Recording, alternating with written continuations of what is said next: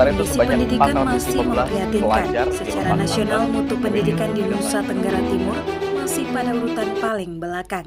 Pendidikan adalah hak setiap anak, tapi apakah semua anak benar-benar mendapatkan hak yang sama? Di kota-kota besar, anak-anak belajar dengan teknologi yang canggih, fasilitas kelas yang nyaman, dan guru-guru yang berkualitas. Tapi di pelosok negeri, banyak anak perlu menempuh perjalanan jauh, juga dengan belajar di bangunan yang reot dan kekurangan para pengajar. Kenapa ini bisa terjadi? Ada beberapa faktor yang menyebabkan kesenjangan pendidikan di Indonesia. Yang pertama ialah faktor ekonomi. Banyak anak dari keluarga yang kurang mampu terpaksa putus sekolah karena biaya pendidikan yang terlalu tinggi. Yang kedua ada faktor geografi. Di daerah terpencil, akses ke sekolah sangatlah sulit. Infrastruktur yang buruk semakin memperparah keadaan. Yang ketiga ada kurangnya tenaga pengajar. Banyak sekolah di desa terpencil kekurangan guru, sehingga kualitas pendidikan menjadi tidak merata. Ketimpangan pendidikan bukan hanya sekedar angka, tapi melainkan untuk masa depan mereka juga. Satu, meningkatnya kemiskinan dan pengangguran. Tanpa pendidikan yang layak, kesempatan mendapatkan pekerjaan yang baik akan semakin kecil. Dua, ketimpangan sosial yang meningkat. Jurang sosial semakin lebar. Mereka yang mampu akan terus maju, sedangkan yang lainnya akan tertinggal. Yang ketiga, menurunnya daya saing bangsa.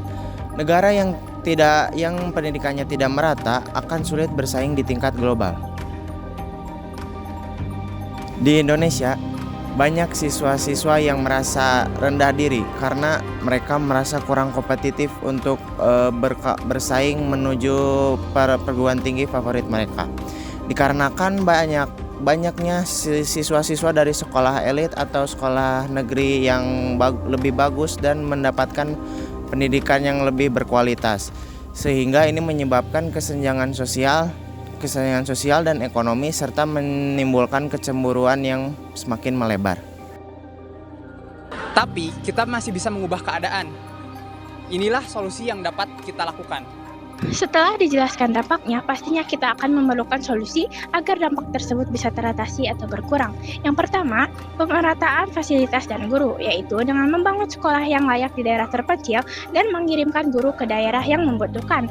Lalu yang kedua, program beasiswa dan bantuan pendidikan, memberikan bantuan dan beasiswa kepada anak-anak dari keluarga yang kurang mampu agar tetap bisa bersekolah. Solusi yang ketiga yaitu pemanfaatan teknologi. Zaman kini, e-learning dan platform digital dapat menjembatani kesenjangan pendidikan di daerah terpencil. Pemerintah harus memfasilitasi jaringan internet dan memberikan gadget ke daerah terpencil itu juga. Dengan ini, kesenjangan pendidikan di daerah terpencil tersebut bisa diminimalisir dengan cara pembelajaran daring. Lalu yang terakhir yaitu kesadaran dan partisipasi masyarakat.